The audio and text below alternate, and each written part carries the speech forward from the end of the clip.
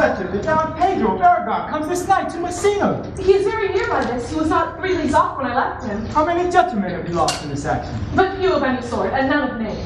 Victory twice itself when the achiever brings home 4 numbers. I find here that Don Pedro bestowed much honor on a young Florentine called Claudio. Much deserved on his part, and equally remembered by Don Pedro. He had borne himself beyond the promise of his years, doing the figure of a lamb, the feats of a lion. Yes, an uncle here in Messina would be very much glad of it. I've already delivered him letters, and there appears much joy in him. Did he break out into tears? In great measure. Kind overflow of kindness. There are no faces truer than those that are so wise. How much better is it to weep at joy than to joy at weeping? I pray you, is Signor Montanto returned from the wars or no? I know none of that name, lady. What is he that you ask for these? My cousin means Signor Benedict of Padua. Oh, he's returned, and pleasant as he ever was. I pray you, how many have he killed and eaten in these wars? For indeed I promise to eat all his killing. Pray, please, you tax Signor Benedict too much. You must not, sir, mistake my needs. There is a kind of merry war between Signor Benedict and her. They never meet, but there's a skirmish of wits between them. I see, lady, the gentleman is not in your book. No, anywhere I would burn my study. But I pray you, who is his companion? He is most in the company of the right noble Claudio. Oh, Lord, you will hang upon him like a disease. He is sooner caught in the pestilence, and the taker runs presently mad. God help the noble Claudio. He hath cost the Benedict. It will cost him £1,000 ere be cured. I will hold friends with you, lady. Do, good friend. You will never run mad, me. No, not till a hot January. Oh, Don Pedro is approached.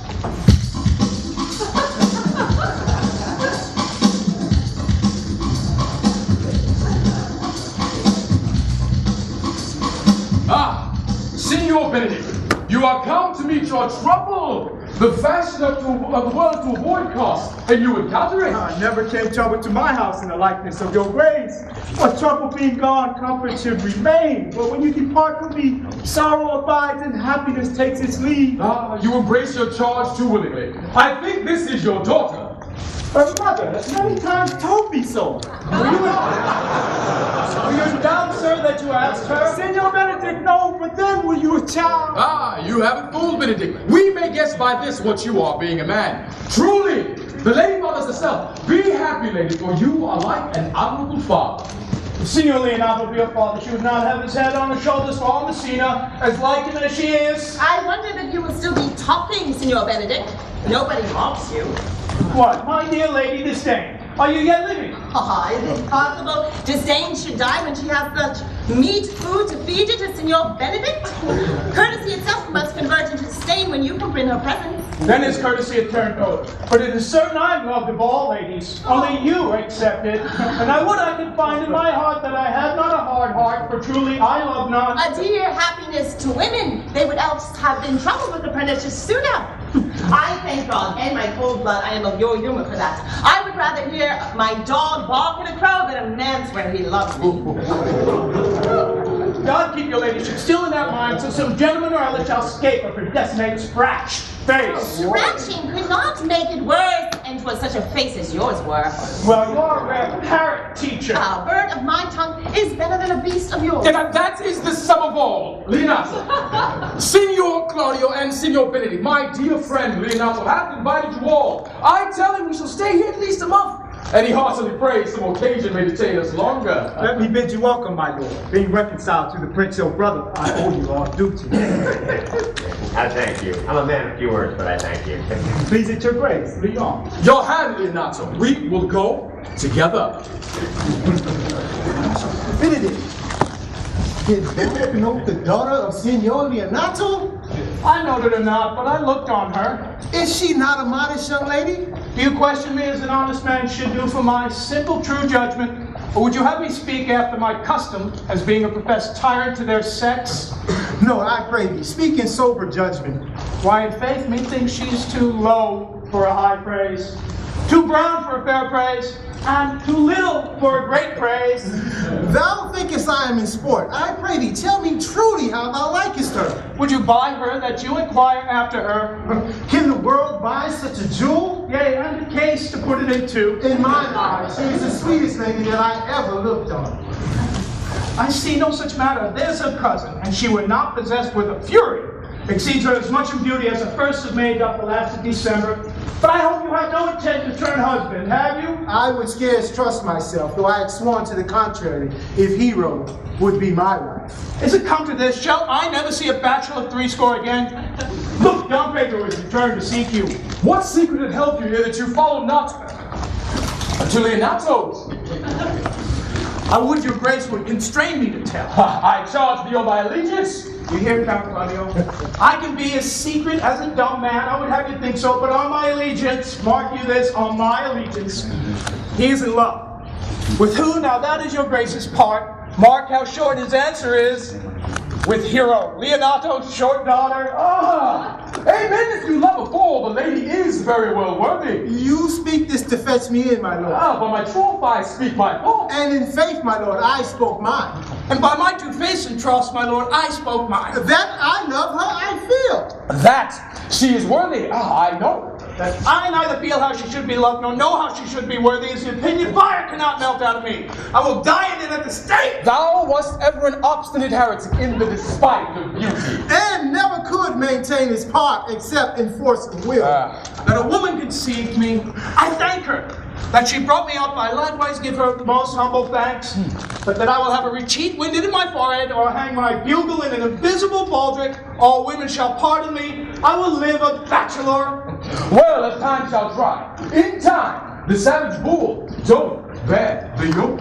The savage bull may, but if ever the sensible Benedict bear it, pluck off the bull's horns and set them in my forehead, and let me be vilely painted. And in such great letters as they write, here's a good horse to hire. Let them signify under my sign, here you may see Benedict the married man. If this should ever happen, thou must be horned, man. Nay, Cupid hath not lost all his quiver in Venice. Thou wilt quake for this shortly. I look for an earthquake. True that. Well, you temporize with the hours. In the meantime, good Signor Benedict, repair to Leonatus, commend me to him and tell him I will not fail him at supper, for indeed he hath made great preparation. You have almost Marin me for such an ambassage, and so I commit you To the tuition of God from my house to my head. The 6th of July, your loving friend, Benedict. Nay, mock not. The body of your discourse is sometimes guarded with fragments, and the guard was slightly basted on neither. Ere you flout old ends any further, examine your conscience, and so I leave you. My liege, your highness, may now do me good. My love is thine to teach it but how, and thou shalt see how apt it is to learn. Anyhow, let's make you be good. If thou dost love fair Hero, cherish it, and I will break with her and with her father, and thou shalt have it. Was it not to this very end that thou beganst to twist so fine a story? How sweetly do you minister to love that would know love's grief by his complexion. But least my liking might too sudden seem, I would have salvaged it along with trees. No. What need the bridge much broader than flooded? The fairest grant is the necessity. Look, what will serve is fit. 'Tis once, Claudio, 'tis once thou lovest, and I will fit thee with the remedy. I know we shall have reveling tonight. I will assume thy part in some disguise and tell fair Hero that I am Claudio. And in her bosom I'll enclasp my heart, taking her hearing prisoner with the force and strong encounter of my amorous tale. Then after, to her father will I break. And the conclusion is, she shall be thine. In practice, let us put it presently. Come on.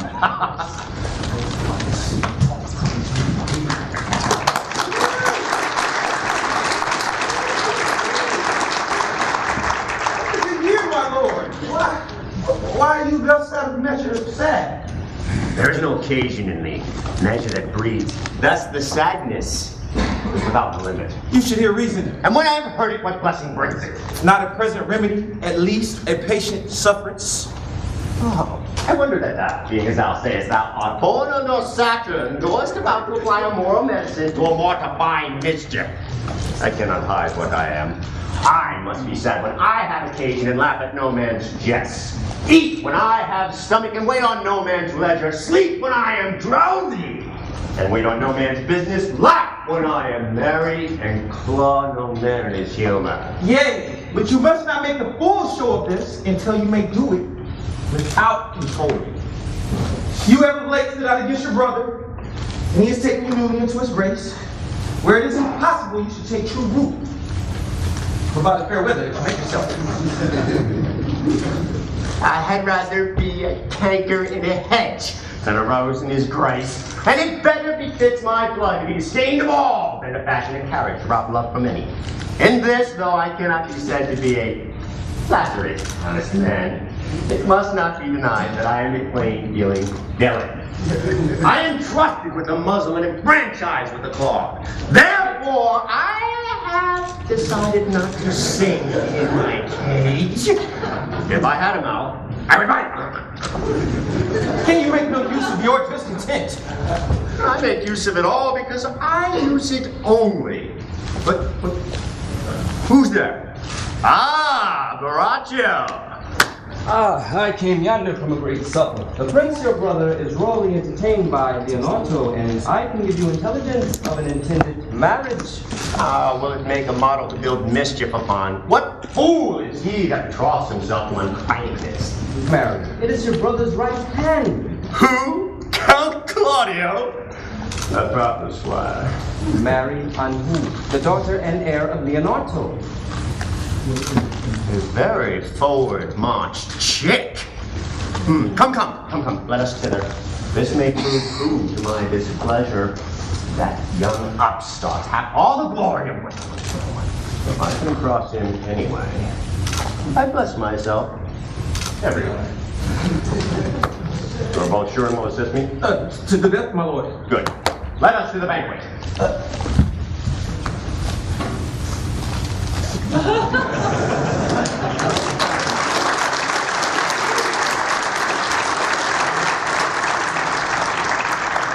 There's not Count John here at supper. I saw him not. How tawdry that gentleman looks. I never can see him, yet I'm heartburnt an hour after. He is of a very melancholy disposition. He were an excellent man, Faith, just in the midway between him and Benedict. The one is too like an image and says nothing.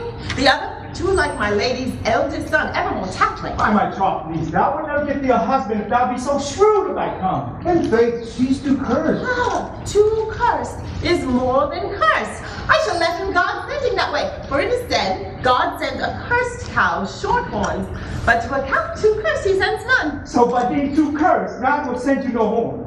Just if he send me no husband, for the which blessing I am at him upon my knees every morning and evening. Oh, Lord, I could not endure a husband with a beard on his face. You may like a husband with no beard. What shall I do with him? Dress him in my apparel and make him my waiting gentlewoman?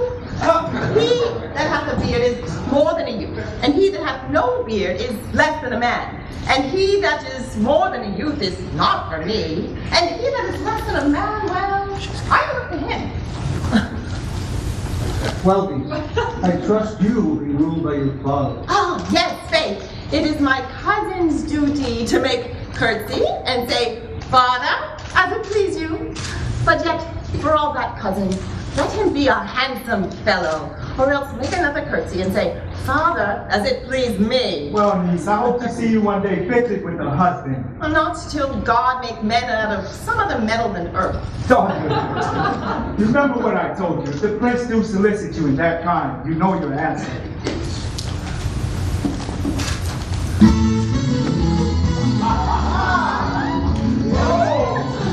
The rebels are entering, brother. Let's go!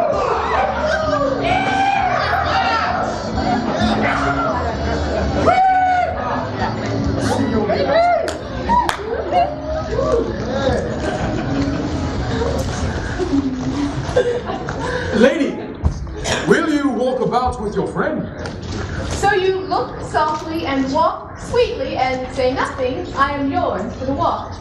And especially when I walk away. With me in your company? I may say so when I please. When please you to say so? When I like your favorite. For God, defend the loop could be the cage. My visor is Philemon's roof. Within the house is Joe. Well, then your visor should be fat. Speak low if you speak of love.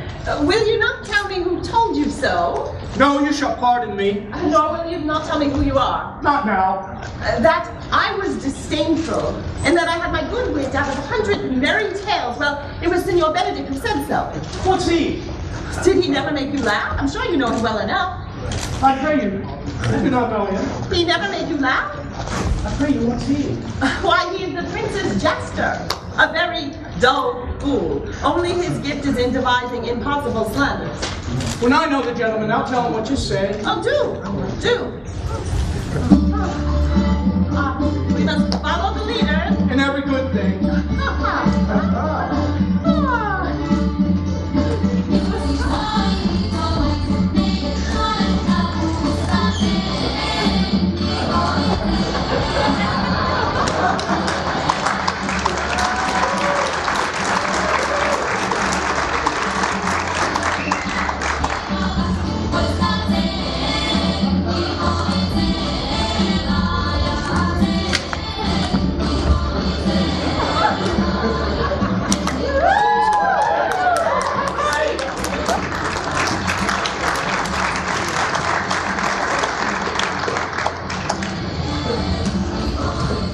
Surely my brother is amorous on Hero and has walked away with her brother to break with him on it.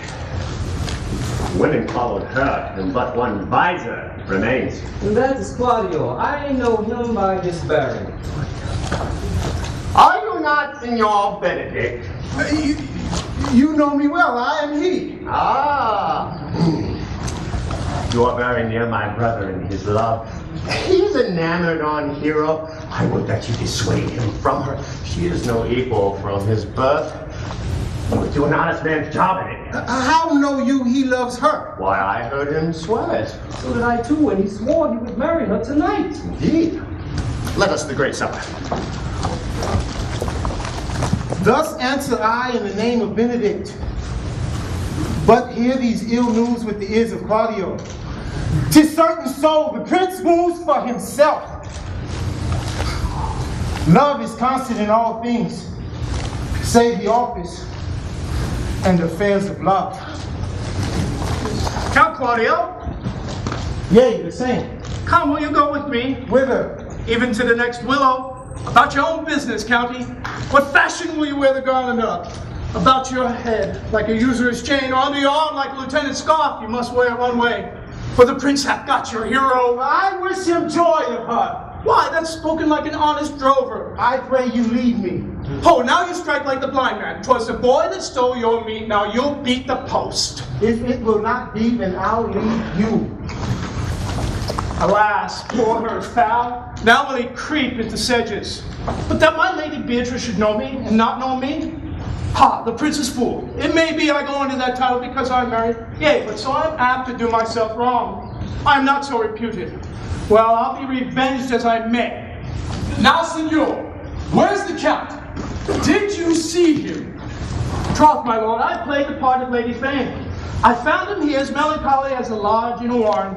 I told him, and I think I told him too, that your grace had got the goodwill of this young lady. Yes. And I offered him my company to a willow tree, either to make him a garland as being forsaken, or to bind him up a rod as being worthy to be whipped. To be whipped. The lady Beatrice hath a quarrel to you. The gentleman that danced with her told her, she is much wronged by you. Oh, she misused me past the endurance of a block. She told me, not thinking that I'd been myself, that I was the prince's jester. That I was dumber than a great dog, huddling jest upon jest with such impossible conveyance upon me that I stood like a man at a mark with a whole army shooting at me. She speaks poignards and every word stabs. Look, here she comes. Will your grace command me any service to the world's end? I will fetch your toothpicker now from the furthest inch of Asia, bring you the length of Prester John's foot, fetch you a hair off the great Khan's beard, do you any ambassadors to the Pygmies rather than hold 3 words conference with this harpy?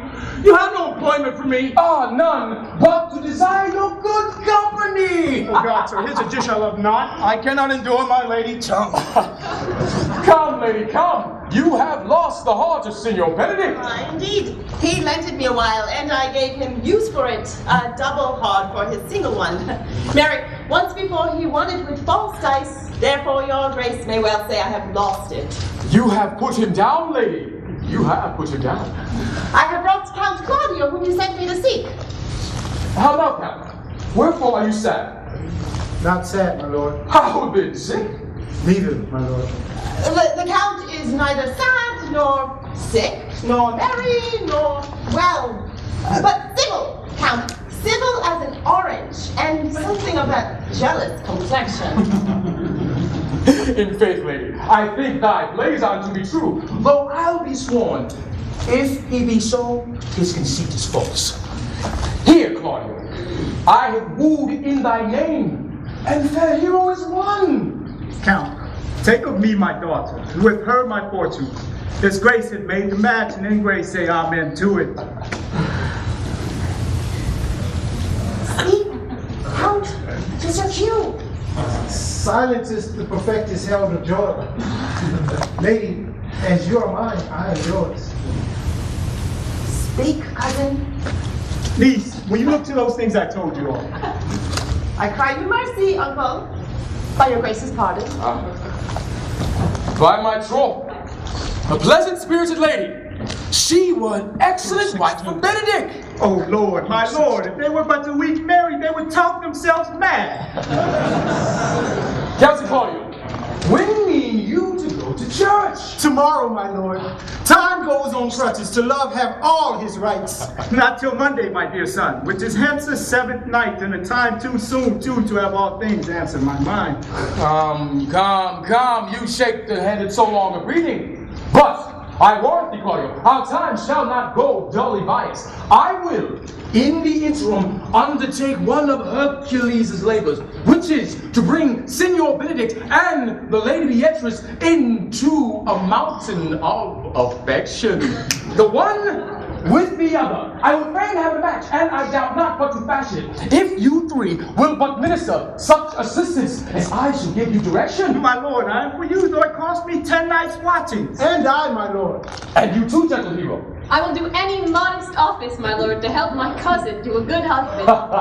And Benedict is not the hopeless husband that I know. Thus far can I praise him. He is of a noble strain, approved valor, and confirmed honesty. I will teach you how to humor your cousin, that she shall fall in love with Benedict. And I, with your two helps, will so practice on Benedict that in despite of his quick wit and queasy stomach, he shall fall in love with Beatrice. Oh, if we can do this, Cupid is no longer an archer, his glory shall be ours, for we are the only love gods. Go in with me, and I will tell you my trick. Come on.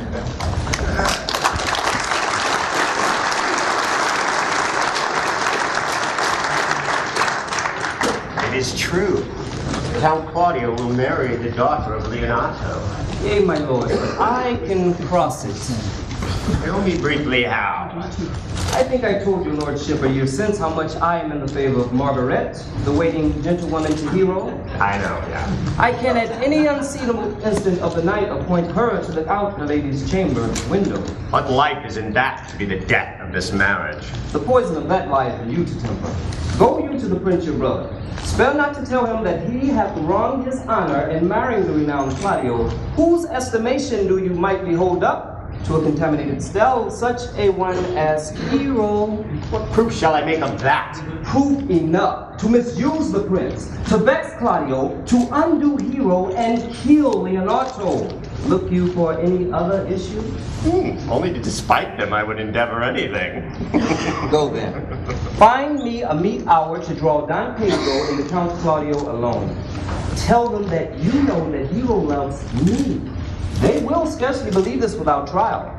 Offer them instances, which shall bear no less likelihood to see me at the lady's chamber window. Hear me call Margaret. Hero! Bring them to see us the very night before the intended wedding. For in the meantime, I will so fashion the matter that Hero shall be absent, and there shall appear such seeming truth of Hero's disloyalty that jealousy shall be called assurance, and all the preparation overthrown. Grow this to what adverse issue you can. I will put it in practice. Be cunning, and my fee is 1,000 ducats. Be you constant in the accusations, and my cunning shall not shame me. I will go learn the date of their marriage.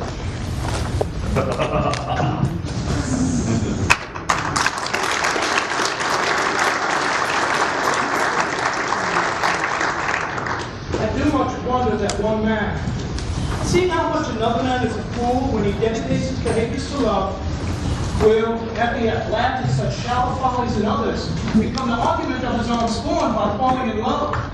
And such a man is Claudio.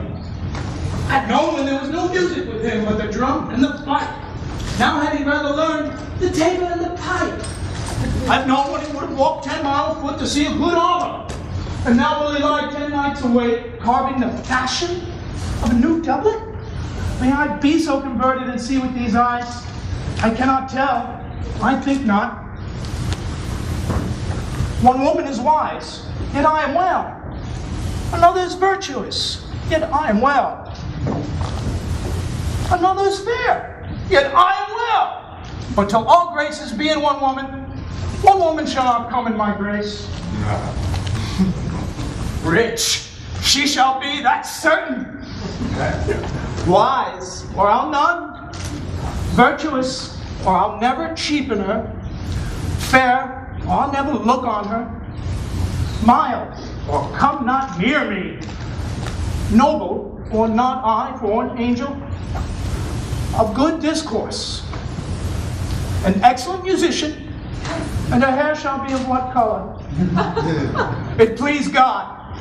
Ha! The prince of is so in love, I will hide me in the arbor.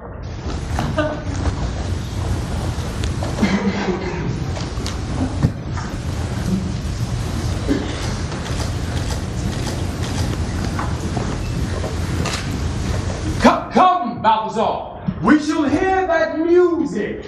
Yes, how still the evening is, as hushed on purpose to grace harmony. See you where Benedict hath hid himself? Oh, very well.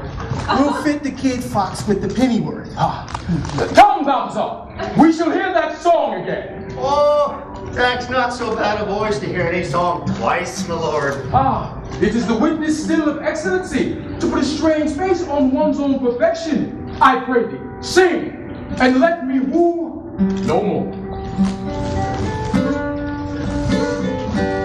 Sigh no more, lady, sigh no more.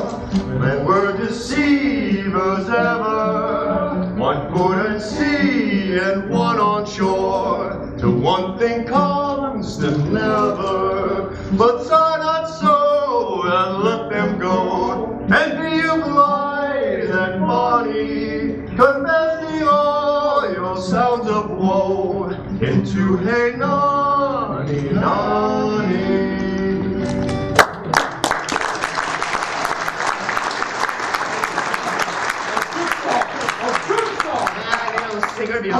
No, Faith. Thou singest well enough for a ship. And he had been a dog that should have howled us, they would have hanged him.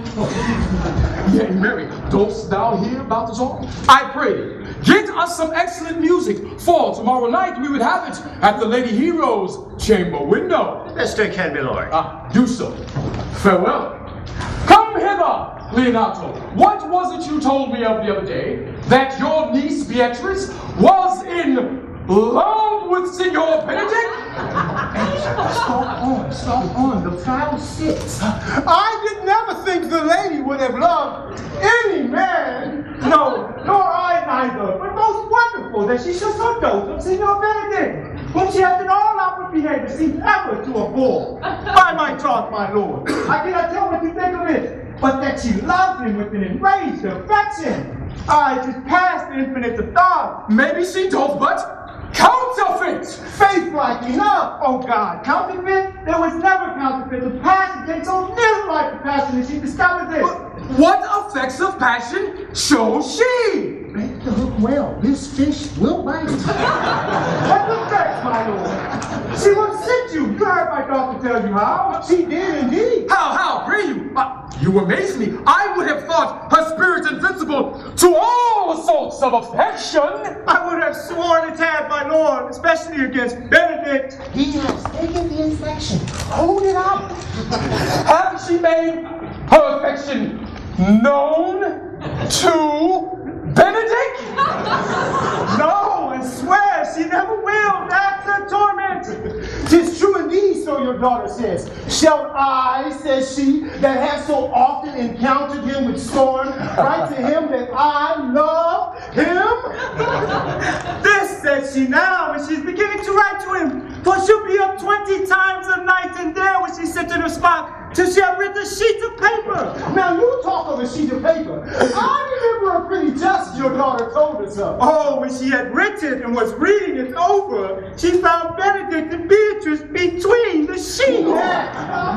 Oh, she tore the letter into 1,000 halfpence, railed at herself that she should be so immodest as to write to one that she knew would flout her. I measure him, says she, by my own spirit, for I should flout him. If he writ to me, yea, though I love him, I should. And then down upon her knees she falls, weeps, sobs, beats her heart, tears her hair, prays, curses, oh, sweet Benedict, God, give me patience. Shall we go see Benedict and tell him of her love? Never tell him, my lord. Let him wed out with good counsel. Nay, that's impossible. Let her wear her heart out first. Ah, well, we will hear further of it by your daughter. Let it cool the while. Ha! I do love Benedict well, and could wish that he would modestly examine himself to see how much he is unworthy. So good a lady! Please it your grace, lead on. Ah, shall we?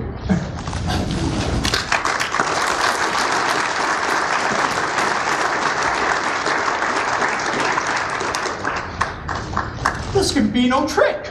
They have the truth of this from Hero. Love me. They say the lady is fair. 'Tis the truth. I can bear them witness. And virtuous, 'tis so, I cannot reprove it. And wise, but for loving me. By my troth, it is no addition of her wit, nor no great argument of her folly, for I will be hardly in love with her. I may chance have some odd quirks and remnants of wit broken on me because I have railed so long against marriage, but doth not the appetite alter? A man loves the meat in his youth he cannot endure in his age. When I said I would die a bachelor, I did not think I should live till I were married. Look, here comes Beatrice. Against my will, I intend to bid you come to dinner. Fair Beatrice, I thank you for your pains. I took no more pains for those thanks than you took pains to thank me. If it had been painful, I would not have come. You take pleasure then in the message? Yea, senor, just so much as you may take upon a knight's point. You have no stomach, senor? Very well. Against my will, I am sent to bid you come into dinner. There's a double meaning in that. I took no more pains for those thanks than you took pains to thank me. That's as much as to say that any pains I take for you is as easy as thanks. If I do not take pity of her, I am a villain. If I do not love her, I am a Jew. I will go get her picture.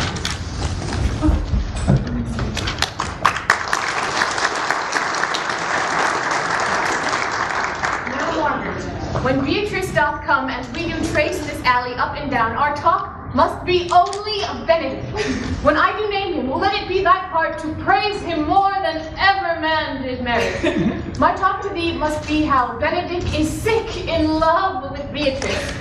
Of this is Cupid's crafty arrow made, that only wounds by hearsay. Now begin, for look where Beatrice, like a lapwing, runs close by the ground to hear our conference.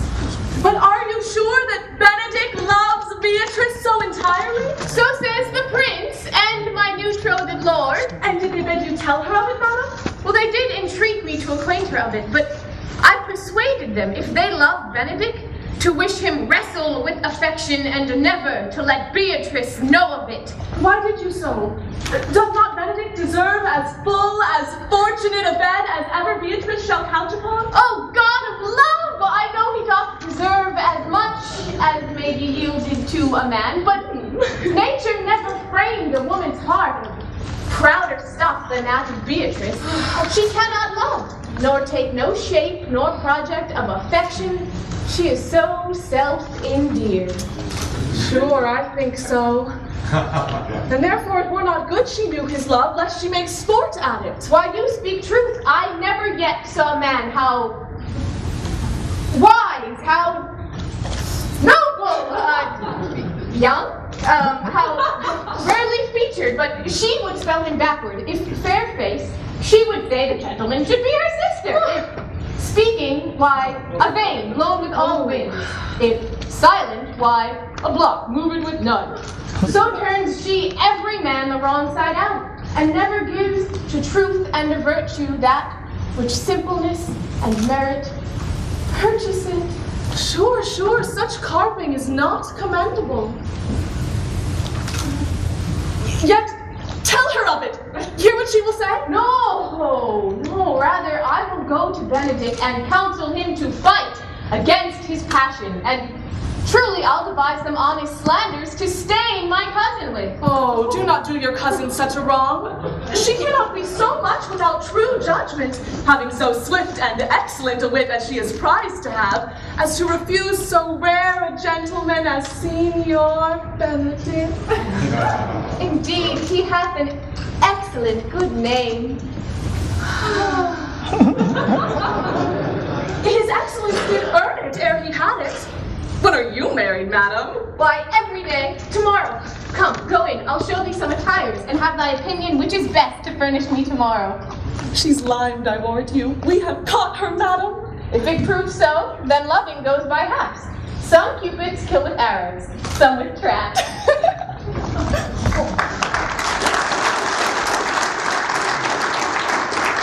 What fire is in my ears? Can this be true?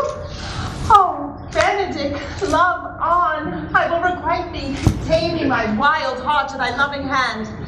If thou dost love, my kindness will incite thee to bind her loved up in a holy band.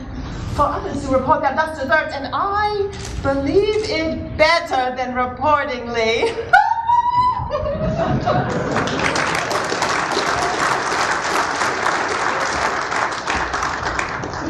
Gallant, I am not as I have been. So say I. Methinks you are sadder. I hope he be in love. Oh, hang him, Druid. There is no true drop of blood in him to be truly touched by love. If he be sad, he wants money. Yet I say he's in love. There is no appearance of fancy in him, unless it be the fancy he hath to strange disguises. Hath any man seen him at the barber's? No, but the barber's man hath been seen with him, and the old ornament of his cheeks has already stuffed tennis balls. Indeed, he looks younger than he did. Like the loss of a beard. Nay, rubs himself with Givette. That's as much to say the sweet youth's in love. But I know who loves him. That's what I know too, but I warrant one that knows him not. And his ill conditions, and in despite of all, dies for him. Yet is this no charm for the toothache? Oh, senor, walk aside with me. I've studied 8 or 9 wise words to speak to you, which these hobby horses must not hear. For my life, to break with him about Beatrice. Yes, even so. My lord and brother, God save you. Good din, brother. If you have a moment, I would speak with you. What's the matter? In private. But what I have to say includes Count Claudio as well.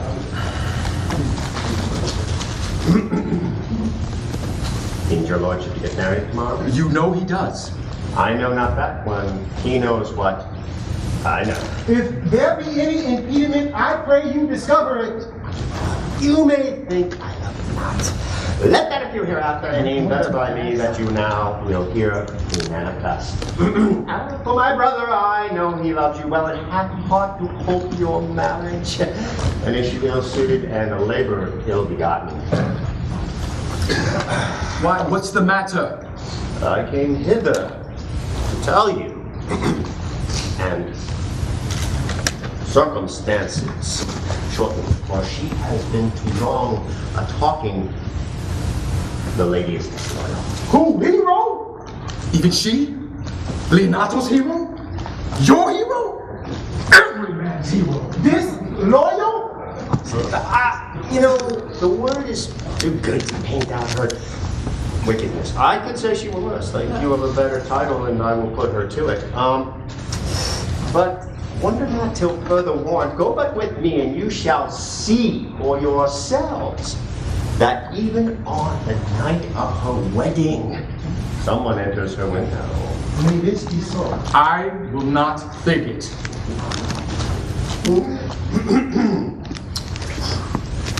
You love her then. Tomorrow wed her. But it would be better for you to change your mind for honor's sake. If I see anything tonight, why I should not wed her tomorrow, in the congregation where I should wed, I will shame her. And as I wooed for thee to obtain her, I will join with thee to disgrace her.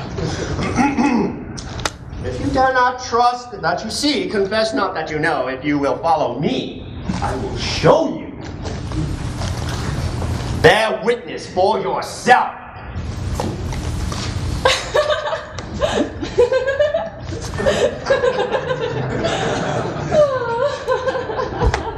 Oh, day untowardly turned. Oh, Mr. Strangely Thornton! Oh, plague right prevented. Oh, you will see when you have seen the sequel.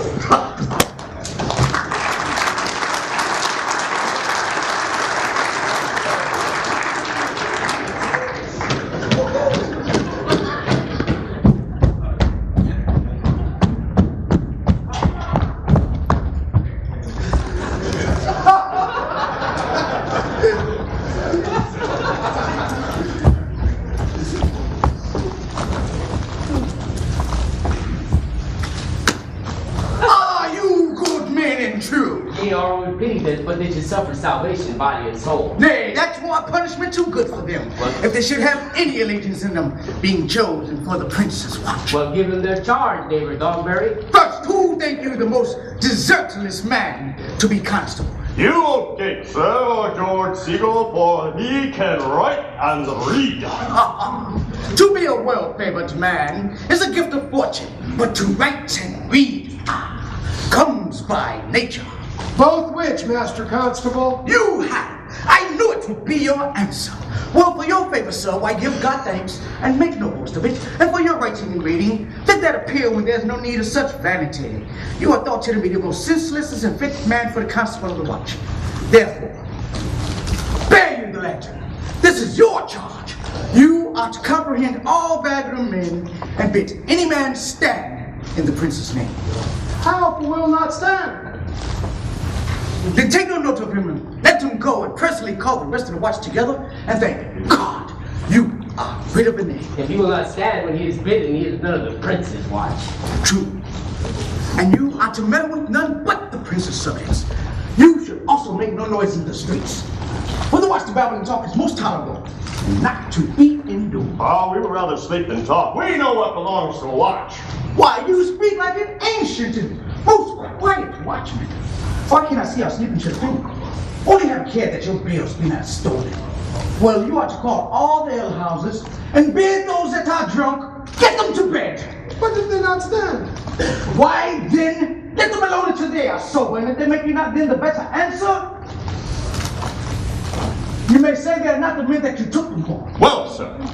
If you meet a thief, you may suspect them by virtue of your office as being no true man. And for such kind of men, why, the less you meddle and make with them, why, the more is for your honesty. If we know him to be a thief, shall we not lay hands on him?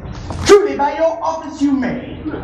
But I think they that such bitch will be defiled. The most peaceable way, if you do take a thief, is to let him show himself what he is. Well, you have always been called a merciful man, Marin. Truly, I will not hang a thief by my will, much more a man who have any honesty in him.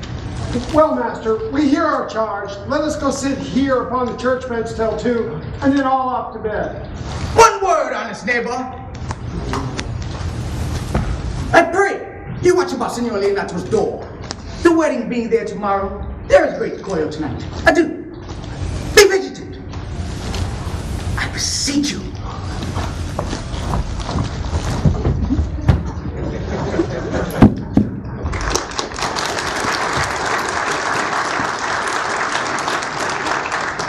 What, Conrad? Conrad, I say. Here, man. I'm at thy elbow. Mass in thy elbow itch. I thought there would a scalp follow. I will hold thee in answer for that. And now, forward with thy tale. Stand thee close then, here under this penthouse for it drizzles rain, and I will, like a true drunkard, utter all to thee. Therefore, know that I have earned of Don John 1,000 ducats. Is it possible that any villainy should be so terrible? Thou should rather ask if it were possible that any villainy should be so rich. For when rich villains have need of poor ones may make what price they will. I wonder at it. That shows thou art unconfirmed. Thou knowest that the fashion of a doublet or a hat or a cloak is nothing to a man. Yes, it is apparel. Oh, I mean the fashion. I might as well say the fool's the fool. Yes, the fashion is the fashion. Is thou not here, somebody? No, 'twas the vein on the house. Seest thou not, I say, what a deformed thief this fashion is? Of this I see, and I see that the fashion wears out more apparel than the man. And art not thou thyself giddy with this fashion too, that thou hast shifted out of thy tale into telling me fashion? Not so neither. But know that I have tonight wooed Margaret, the Lady Hero's gentlewoman by the name Hero. She leans me out her mistress' chamber window, bids me 1,000 times, good night. I tell this tale vilely. I should first tell thee how the Prince Claudio and my master planted and placed and possessed by my master Don John saw far off from the orchard this amiable encounter. And thought they Margaret was Hero? 2 of them did, the Prince and Claudio. But the devil, my master, knew she was Margaret, and partly by his oaths which first possessed them, but chiefly by my villainy, which did confirm any slander that Don John had made. Away went Claudio enraged, swore he would meet her the next morning at the temple, and there, before the whole congregation, shame her with what he saw o'ernight, and send her home again without husband. We charge you in the prince's name, stand! Call up the right master constable. We've discovered the most vile piece of treachery ever in the entire kingdom. Masters, Let us speak! We charge you, let us obey you to go with us! Ah! You're likely to be proved a goodly commodity being taken up. a commodity in question I want you from. Yes, good!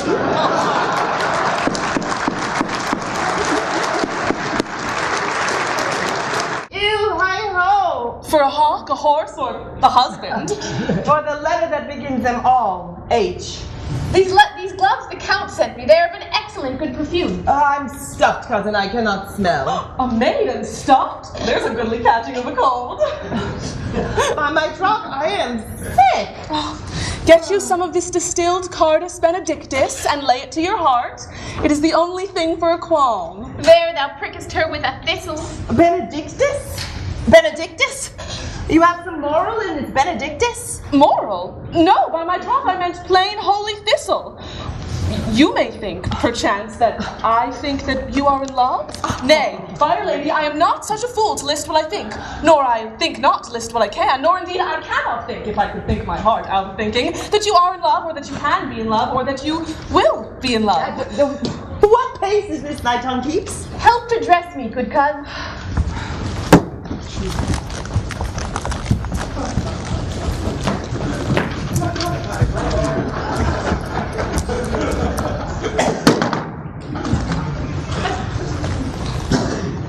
What would you with me, honest neighbor? Mary, sir, I would have some confidence that discerns you nearly. Brief, I pray you, for you see it is a busy time with me. Mary the satyr, sir. Yes, in truth it is, sir. What is it, my good friends? Good man, Virgil, sir. Speaks a little off the matter, sir. An old man, sir. And his wits not as blunt, God help us, I would desire they were. But in faith, as honest as the skin between his brows. Yes, I thank God I'm as honest as any man living that is an old man, and no more honester than I. Comparisons are odorous palabras, neighbor Burgess. Neighbors, you are tedious. It pleases your worship to say so, but we are the poor Duke's officers. But truly, for mine own part, if I were as tedious as a king, I could find it in my heart to bestow it on your worship. All thy tediousness on me, huh? Yea, and it were 1,000 pounds more than it is, for I hear as good an exclamation on your worship as any man in the city. And though I be but a poor man, I am glad to hear it. And so am I. Indeed, neighbor, he comes too short to view. Give respect, God give. I must leave you. One word, sir. Our what, sir, have indeed comprehended two auspicious persons. And we would have them this morning examined before your worship. Take their examinations yourself and bring it to me. I'm now in great haste. It shall be subjects. Go, good partner. Get thee to the sexton. Bid him to bring his pen and inkhorn to the gale. We are now to examination these men. And we must do it wisely. We will spare for no wit, I warned you. Here's to drive some of them to a non-come, only get the learned writer to send down our excommunication and meet us at the jail.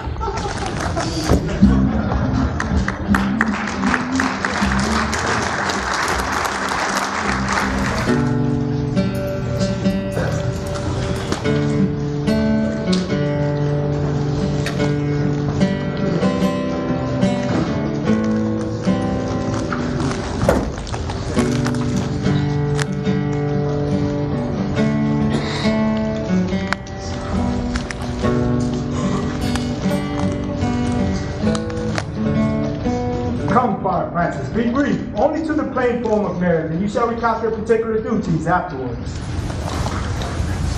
You come hither, my lord, to marry this lady? No, to be married to her. Friar, you come to marry her. Lady, you come hither to marry this count? I do. If either of you should know any inward impediment as to why you should not be conjoined, I charge you on your souls to utter it. Know you any hero? None, my lord. Standing by, Father. Father, will you with free and unconstrained soul give me this maid, your daughter? That's freely, son, as God did give her me. And what have I to give you back, whose worth may counterpose this rich and precious gift? Nothing, unless you render her again. Sweet prince, you learn me noble thankfulness. There, Leonato, take her back again. Give not this rotten orange to your friend. She's but a sign and semblance of her honor. What do you mean? Behold how like a maid she blushes here. What do you mean, my lord? Not to be married.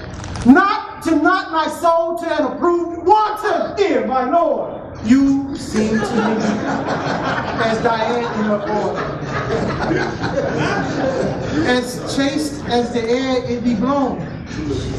But you are more intemperate than Venus, or those savage animals that rage in savage sensuality. Is my lord well that he doth speak, so what? Sweet prince, why speak not you? What should I speak? I stand dishonored to have gone about to lead my dear friend to a common stale. Are these things spoken, or do I but dream? Sir, these things are spoken, and they are true. This looks not like a nuptial. Let me but move one question to your daughter, and bid her answer truly. I charge thee do so, and thou art my child. What man was he who talked with you yesternight out at your window betwixt 12 and 1? Now, if you are a maid, answer to this. I talked with no man at that hour, my lord. Why, then are you no maiden?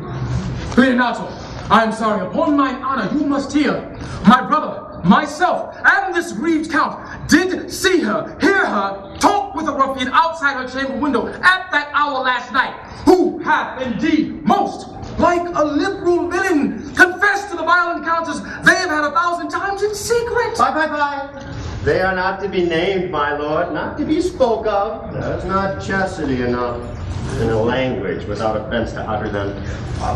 Thus, pretty lady, I am sorry for thy misgovernment. Oh, hero, what a hero hast thou been, if thou had placed half thy thoughts and counsels of thy heart among thy heart. But farewell, most foul, most fair. Farewell, thou pure impiety and impious purity. Hath no man's dagger here point for me.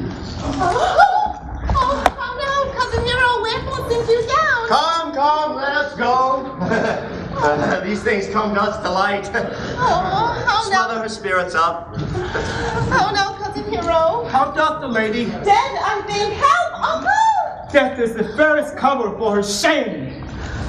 Oh, and my soul, my cousin, is belied.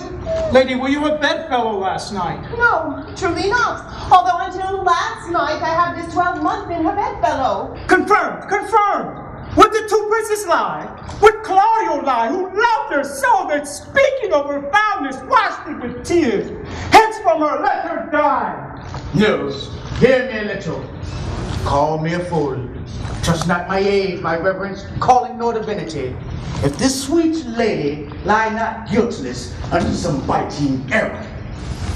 Pride cannot be. Lady, what man is he that you are accused of? They know that do accuse me. I know none. There's some strange misprision in the princess. Two of them have the very bent of honor. And if their wisdoms be misled in this, the practice of it lives in John the Bastard. I know not. Spirits toil. In frame of villainies. I know not. But if they speak but truth of her, these hands shall tear her. If they wrong her honor, the proudest of them shall well hear of it. Pause a while, and let my counsel sway you in this case. Your daughter here, the princess left for dead. Let her a while be secretly kept in, and publish that she is dead indeed. What shall become of this? What will this do? Mary, this well carried shall on her behalf change slander to remorse. For it so falls out that what we have we prize not to the worth whilst we enjoy it, but being lacked and lost, why then we rack the value. Then we find the virtue that possession would not show us whilst it was ours. So it will fare with Claudio when he shall hear that she died upon his words. The idea of her life shall sweetly creep into the study of his imagination, and every lovely organ in her life will become more moving, delicate, and full of life, until the eye and prospect of his soul than when she lived indeed. Then shall he mourn. Oh, let this be so. And doubt not but success will fashion it in better likelihood than I could ever think so of. Signor Leonato, let the friar advise you. Being that I flow in grief, the smallest twine may lead me. 'Tis well consented, presently away. Come, lady. Die to live this wedding day. Have patience and endure.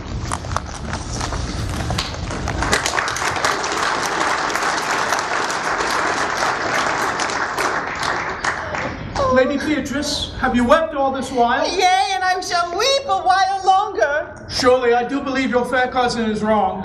Ah, how much the man might deserve of me that would right her. May a man do it? Ah, it is a man's office, but not yours. I do love nothing in the world so well as you. Is not that strange? As strange is the thing I know not. By my sword, Beatrice, thou lovest me. Do not swear and eat it. I will swear by it that you love me, and I will make him eat it that says I love not you. Will you not eat your word? With no sauce that could be devised to it, I protest I love thee. Why then, God forgive me. What offense, sweet Beatrice? You have stayed me in a happy hour. I was about to protest I loved you. Do it with all thy heart. I love you with so much of my heart that none is left to protest. Come, bid me do anything for thee. Kill Claudio! Ha!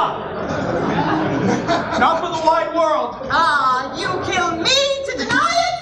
Farewell! Tarry, sweet Beatrice. Ah, you dare easier be friends with me than fight with my enemy?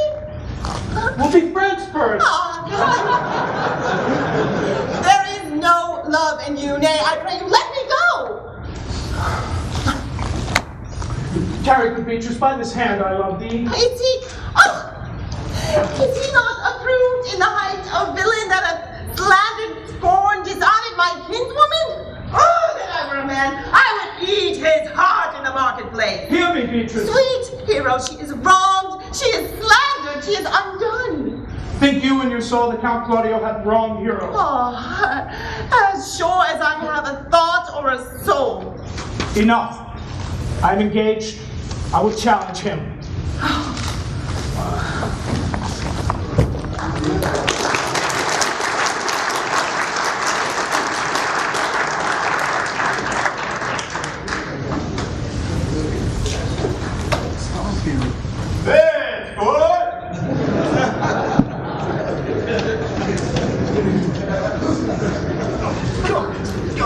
That's good.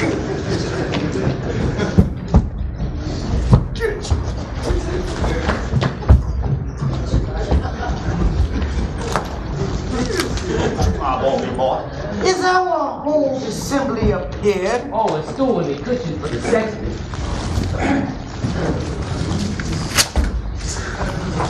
Which be the malefactors? Mary, that am I and my partner. Yes, that's certain. We have the exhibition to examine. But which are the offenders that are to be examined? Let them come before Master Constable. Yea, Mary, let them come before me. Master, what is your name, friend? Horatio. Pray, write down Horatio. Yours, sir. I am a gentleman, sir. My name is Conrad.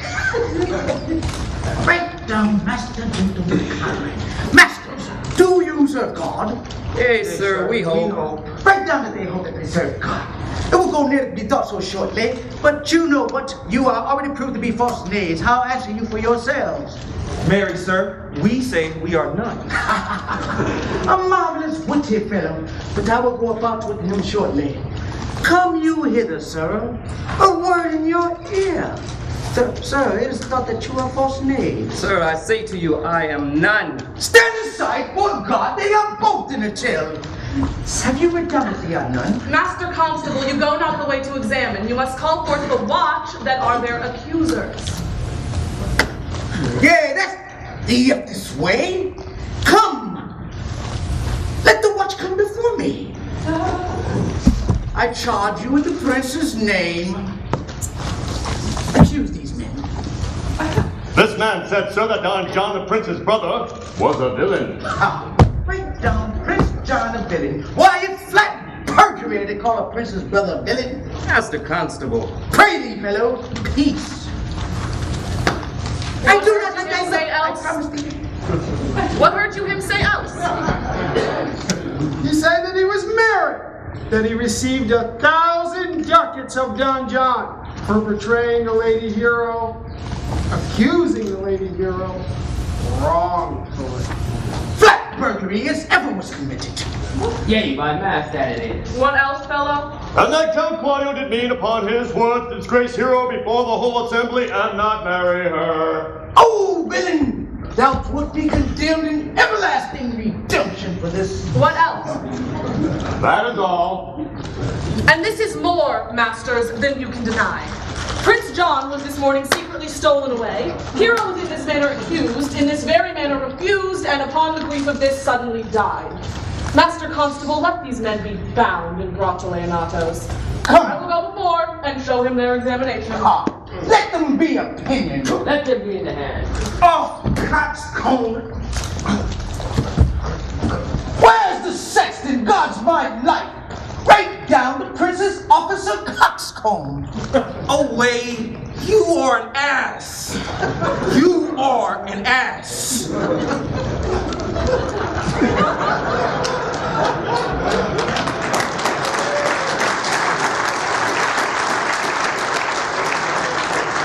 Dost thou not suspect my face?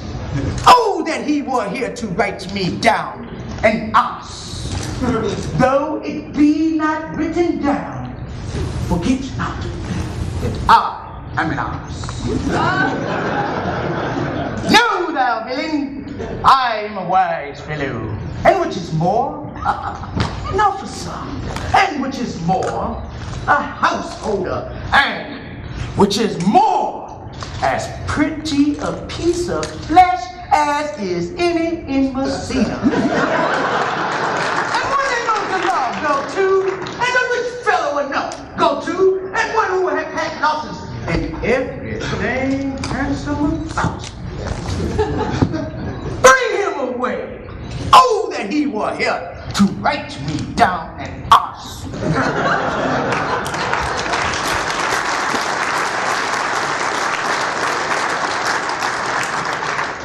Comes the prince and Claudio hastily. Good evening. Good evening. Good day to both of you. Here you, my lord. We have some haste, Leonato. Some haste, my lord. Well, very well then. Are you so hasty now? Nay, do not quarrel with us, good old man. If he could right himself with quarreling, some of us would lie low. Who wrongs him?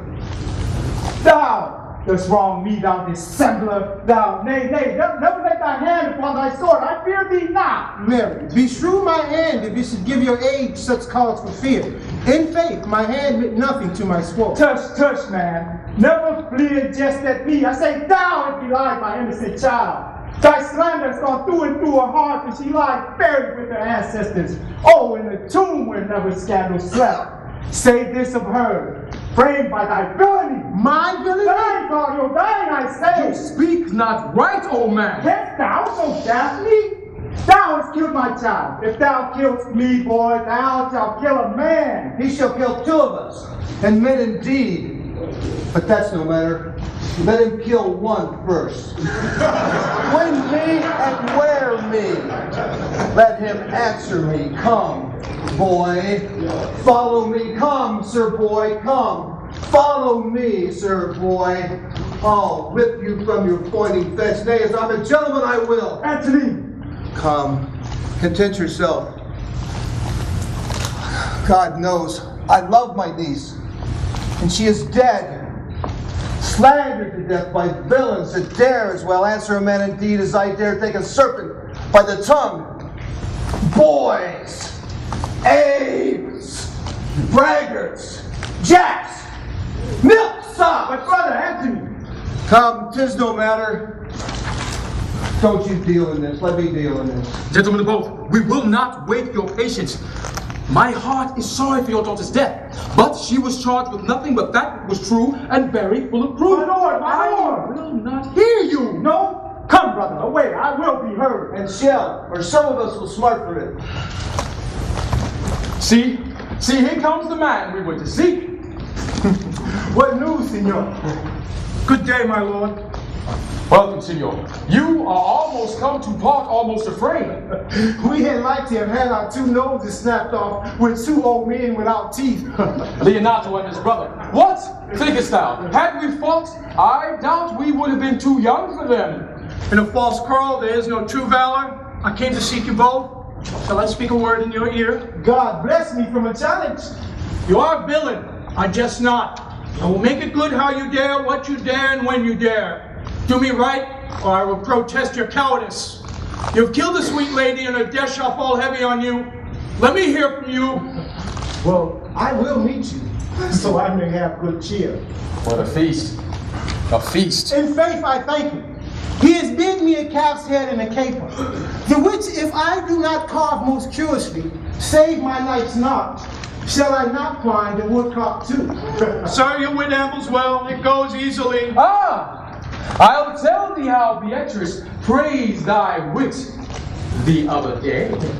I said, thou hast a fine wit. True, said she, a fine little one. Ah, no, said I. A great wit, right, said she, a great gross one. Nay, said I. Ah, a good wit.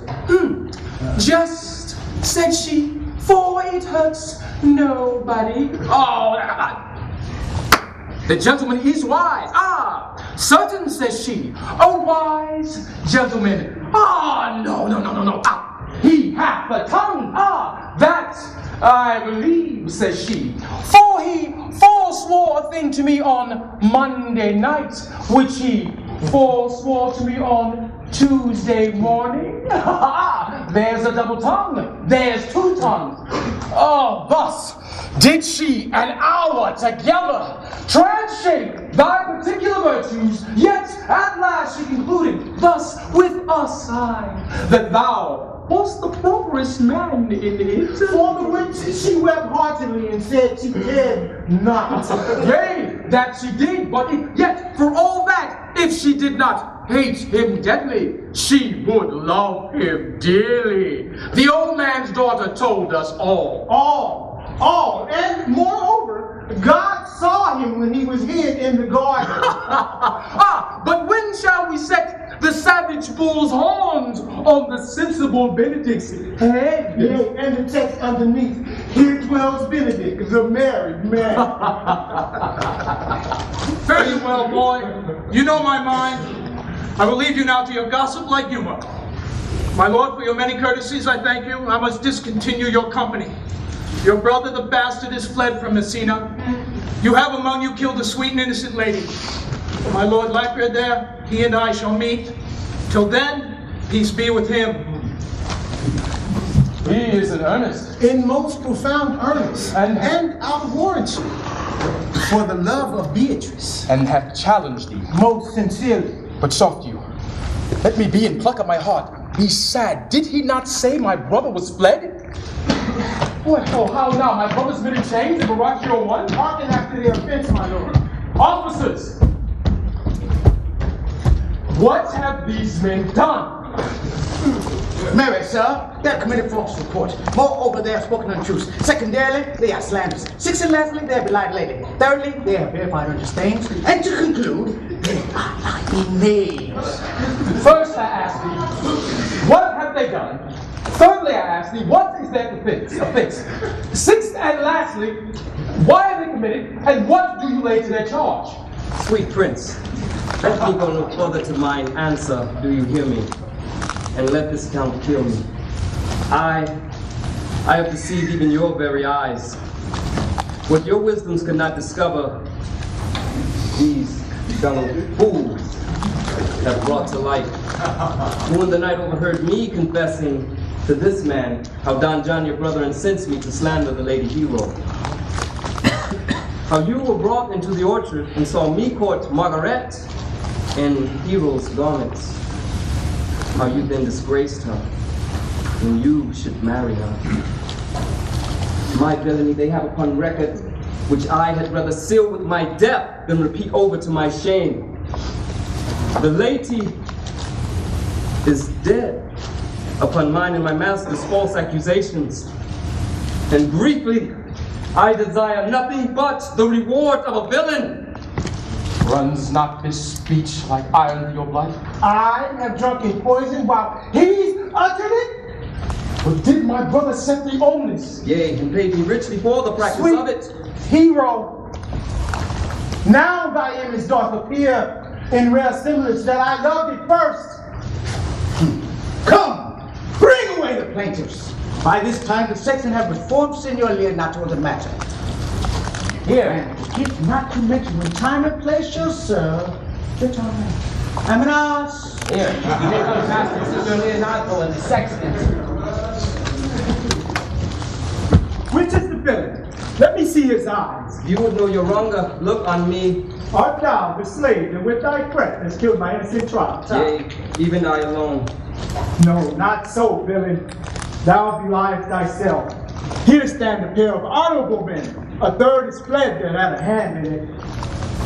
Leonardo, I know not how to pay your praises, but I must speak. Choose your revenge yourself. Impose upon me what penance your invention can lay upon my sin, but sinned I not, but in mistaken. By my soul, nor I. And yet, to satisfy this good old man, I will bend under any heavy weight he'll enjoin me to. I cannot bid you bid my daughter live. That were impossible.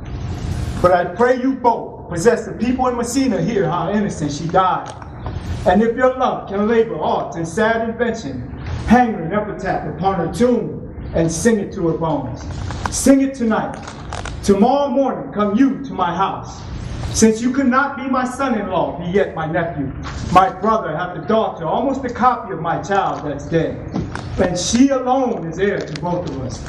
Give her the right you should have given her cousin, and so dies my revenge. O noble sir, your overkindness doth bring tears from me. I do embrace your offer, and dispose for henceforth of poor Claudio. Tomorrow then, I will expect your coming. Tonight I take my leave. This naughty man shall face to face be brought to Margaret, who I believe was packed in all this wrong, hired to it by your brother. No, by my soul she was not, nor knew not what she did when she spoke to me, but hath always been just and virtuous in anything that I do know by her. More honor, sir, which is not under white and black. This plaintiff here, the defenders, did call me us. Let me remember their punishment. I thank thee for thy care and honest pains. Theirs for thy pains. I discharge thee of thy prisoners. I leave an errant knave with your worship. I wish your worship well. If a merry meeting should be desired, God prohibit it. Company. Until tomorrow morning, Lord. Farewell. We will not fail. Tonight, I'll mourn with Hero. Hey, Lord!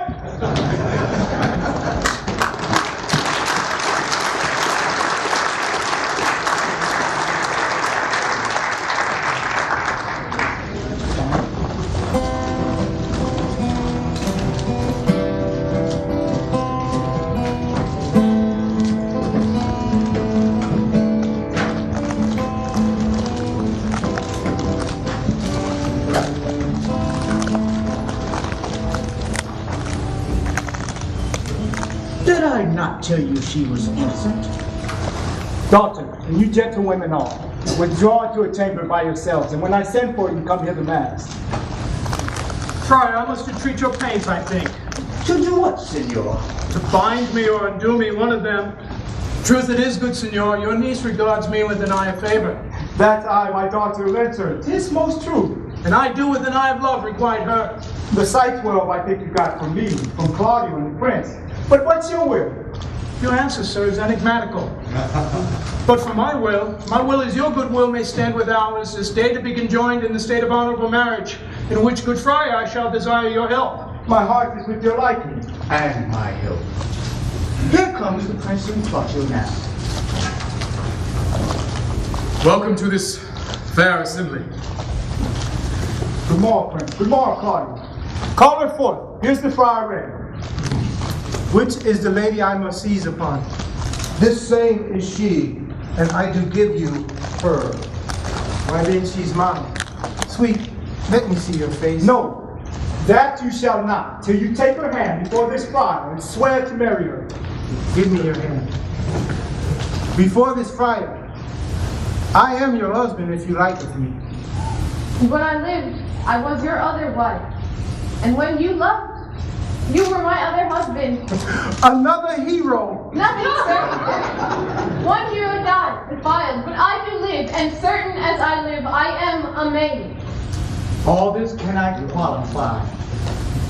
When after the holy rites are ended, I'll tell you largely the fair hero's death. Let time and death seem familiar, and let us presently meet at the chapel.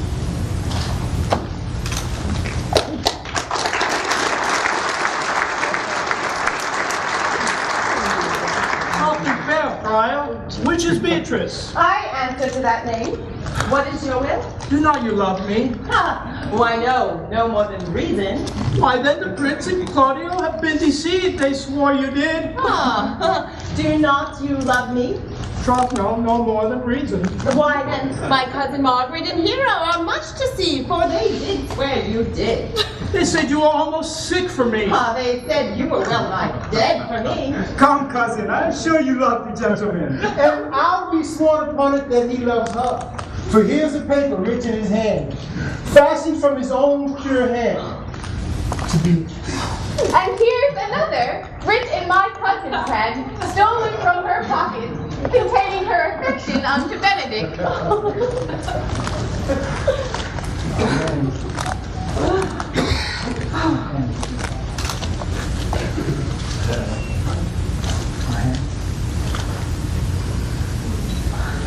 Well, Dost thou, Benedict, the married man? Come, we'll friends, let's have a dance and we are married. Come, I will have thee, but by this light I take thee for pity. I will not deny you, but by this good day I yield upon great persuasion, and partly to save your life, for I was told you were in a consumption. Benedict, how dost you now? Let's have a dance and we are married. My lord, your brother John is tamed in flight and brought with all men back to Messina. Think not on him till tomorrow. I'll devise thee brave punishments for him. Strike up, piper! Strike up!